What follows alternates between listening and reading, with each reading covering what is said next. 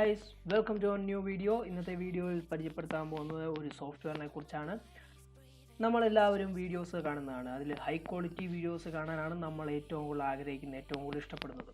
പക്ഷേ high qualities വീഡിയോയിൽ ഉള്ള പ്രശ്നം എന്ന് പറഞ്ഞു കഴിഞ്ഞാൽ ഹൈ ക്വാളിറ്റി വീഡിയോ എന്ന് പറയുന്ന പോലെ തന്നെ ഹൈ ക്വാണ്ടിറ്റി എന്ന് പറയാം, നമുക്ക് വേണമെങ്കിൽ ഹൈ സൈസ് ആയിരിക്കും. അപ്പം നമുക്ക് എങ്ങനെ ഒരു വീഡിയോയുടെ സൈസ് കുറയ്ക്കാം, പക്ഷേ ക്ലാരിറ്റി നഷ്ടപ്പെടുത്തരുത്. ക്ലാരിറ്റി മുഖ്യം. അപ്പോൾ ക്ലാരിറ്റി എങ്ങനെ പോകാതെ നമുക്കൊരു വീഡിയോയുടെ സൈസ് കുറയ്ക്കാം എന്നുള്ളൊരു ട്യൂട്ടോറിയലായിട്ടാണ് ഒരു സോഫ്റ്റ്വെയറിനെ കുറിച്ച് പരിചയപ്പെടുത്താനാണ് ഞാനിന്നിവിടെ വന്നേക്കുന്നത്. അപ്പം സോഫ്റ്റ്വെയറിൻ്റെ പേര് HandBrake എന്നാണ്. നമുക്ക് ആദ്യം സോഫ്റ്റ്വെയർ ഒന്ന് ഡൗൺലോഡ് ചെയ്യാൻ വേണ്ടി സൈറ്റിൽ കയറിയേക്കാം.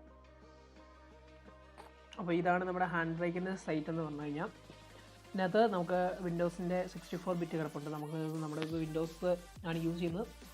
നമുക്ക് ആവശ്യാനുസരണം വിൻഡോസിന് ഡൗൺലോഡ് ചെയ്യാം. ഇപ്പോൾ ഞാൻ ഓൾറെഡി ഇതിനകത്ത് ഡൗൺലോഡ് ചെയ്തിട്ടിരിക്കുന്നതാണ്, ഞാൻ ഡൗൺലോഡ് ചെയ്യുന്നില്ല, ഞാൻ ഡയറക്റ്റ് ഇൻസ്റ്റാൾ ചെയ്തിട്ടുണ്ട്. അപ്പോൾ ഇതാണ് HandBrakeൻ്റെ ഇൻ്റർഫേസ്. നമുക്ക് ആദ്യം ഇതിലോട്ടൊരു വീഡിയോ ഇട്ട് കൊടുക്കണം. അപ്പം ഞാൻ ഓൾറെഡി ഇവിടെ ഒരു വീഡിയോ എഡിറ്റ് ചെയ്ത് വെച്ചിട്ടുണ്ട്. പ്രീമിയം പ്രോയിലോട്ടൊരു ജോണി ഇംഗ്ലീഷ് എന്ന ഫിലിമിൻ്റെ വീഡിയോ ഞാൻ കട്ട് ചെയ്ത് വെച്ചിട്ടുണ്ട്. ജസ്റ്റ് വീഡിയോ എഡിറ്റ് ചെയ്യാനൊന്നും അറിയത്തില്ല കേട്ടോ, ചുമ്മാ ജസ്റ്റ് ഒന്ന് ചെയ്തിട്ടേ ഉള്ളൂ. അപ്പം നമ്മുടെ ഇൻ്റർഫേസ് ഇങ്ങനെയാണ് വരുന്നത്. ഇതിനകത്ത് നമ്മുടെ ഇതുണ്ട്, ഓരോ സീൻസ് അത് ഓരോ ഇമേജസ് ആയിട്ടാണ് വന്നിരിക്കുന്നത്. ഞാനിപ്പോൾ ചെയ്തിരിക്കുന്നത് വെച്ചാൽ നമ്മുടെ വാട്സപ്പ് സ്റ്റാറ്റസ് ഒക്കെ ഇപ്പോൾ കണ്ടില്ല, ലാൻഡ്സ്കേപ്പ് ആയിട്ട് വരുന്നത് എന്ന് വെച്ചാൽ പോർട്രേറ്റ് വീഡിയോ ലാൻഡ്സ്കേപ്പ് ആയിട്ടിട്ട് ആ സംഭവം തന്നെ കേട്ടോ. ഇനി നമ്മളിത് ചെയ്യാനുള്ളതെന്ന് വെച്ചാൽ നമുക്ക് ഇത് MP4 ഫോർമാറ്റിലാണ് നമുക്ക് ഔട്ട്പുട്ട് വേണ്ടത്. ആദ്യം നമുക്ക് ഔട്ട്പുട്ട് നേരെ ഇതിലോട്ട് തന്നെ കൊടുത്തേക്കാം അല്ലേ. ഡെസ്ക്ടോപ്പിലോട്ട് ഔട്ട്പുട്ട് കൊടുത്തിട്ടുണ്ട്. ഇനി നമ്മൾ ചെയ്യേണ്ടതെന്ന് വെച്ചാൽ വെബ് ഒപ്റ്റിമൈസ്ഡ്, ഇത് ഉറപ്പായിട്ട് ചെയ്തിരിക്കണം. ഇതാണ് ഇതിനകത്ത് ഏറ്റവും ഇമ്പോർട്ടൻ്റ് ആയിട്ടുള്ള സാധനം. പിന്നെ ഉള്ളതെന്ന് വെച്ചാൽ ഡൈമെൻഷൻസിനകത്ത് നമുക്കിത് ക്രോപ്പ് ചെയ്യാനുള്ളതൊക്കെയാണ്. ഇപ്പോൾ നമ്മളിത് കസ്റ്റംസ് കൊടുത്തിട്ട് ഇതെല്ലാം 0 കൊടുത്തേക്കുക. നമുക്ക് വേറെ ക്രോപ്പിംഗ് ഒന്നും ചെയ്യേണ്ട കാര്യമില്ല, അതുകൊണ്ട് 0 കൊടുത്തേക്കുക. പിന്നെ ഉള്ളത് എന്താണെന്ന് വെച്ചാൽ ഇവിടെ നമ്മുടെ ഇതുണ്ടോ പ്രീസെറ്റിനകത്ത് ജനറൽ കൊടുത്തിട്ട് very fast 1080p 30 frame per second എടുക്കുക. പിന്നെ നമുക്കിതിനകത്ത് വേറെ പല ഓപ്ഷൻസ് ഉണ്ട് കേട്ടോ. ഫിൽറ്റേഴ്സൊക്കെ ചെയ്യാം, അതുപോലെ തന്നെ വീഡിയോയുടെ ഓരോ കൊടക്ക് മാറ്റുന്നതും ഫ്രെയിം റേറ്റ് നമുക്ക് ഓട്ടോമാറ്റിക്കലി മാനുവലി തന്നെ നമുക്ക് അഡ്ജസ്റ്റ് ചെയ്തിടാം. അങ്ങനെ കുറച്ച് ഓപ്ഷൻസ് ഉണ്ട്. നമുക്ക് ഇത്രേ ചെയ്യേണ്ടതുള്ളൂ. ഇനി നമ്മൾ സ്റ്റാർട്ട് എൻകോഡ് കൊടുക്കുക. സ്റ്റാർട്ട് എൻകോഡ് കൊടുക്കുമ്പോൾ ഈ അടിയിൽ കണ്ട എൻകോഡിങ് പാസ്, അപ്പോൾ അത് എൻകോഡിങ് ആയിക്കൊണ്ടിരിക്കുകയാണ്. അപ്പോൾ ഇതിൻ്റെ ഔട്ട്പുട്ട് നമുക്ക് നോക്കാം. എൻകോഡിങ് എന്ന് ഫിനിഷ് ആയിക്കോട്ടെ. ഇത് പെട്ടെന്ന് തന്നെ ആവുന്നുണ്ട്. നമുക്ക് ചെറിയൊരു വീഡിയോ ആണ്, 30 സെക്കൻഡ് പോലും ഇല്ലെന്ന് തോന്നുന്നു.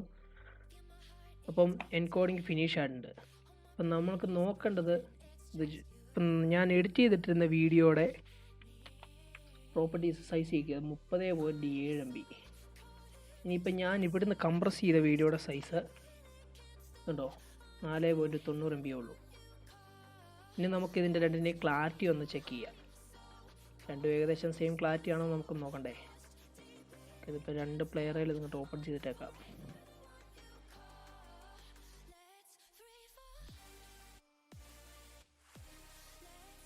ഇത് നമുക്ക്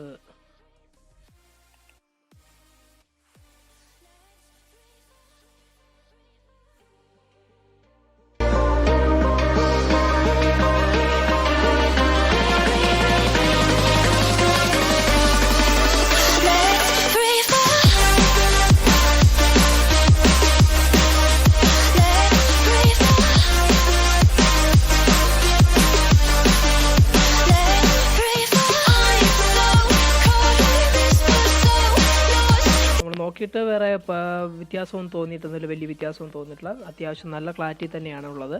അപ്പം രണ്ടിൻ്റെയും ഫയൽ സൈസ് കണ്ടാൽ തന്നെ നമുക്കറിയാം. കാരണം 30 MB ഉള്ളൊരു ഫയൽ എങ്ങനെ കംപ്രസ് ചെയ്യുമെന്ന് പറഞ്ഞാലും മിനിമം അതിൻ്റെ ക്ലാരിറ്റി നമ്മൾ വാട്സപ്പിൽ തന്നെ അയക്കുന്നത് ശ്രദ്ധിച്ചാൽ മതി, ക്ലാരിറ്റി നല്ല രീതിയിൽ കുറയുന്നുണ്ട്. അപ്പോൾ വീഡിയോ ഇഷ്ടപ്പെട്ടു എന്ന് കരുതുന്നു. എല്ലാവരും സബ്സ്ക്രൈബ് ചെയ്യുക, ബെൽ ബട്ടൺ അമർത്തുക. So signing off your B.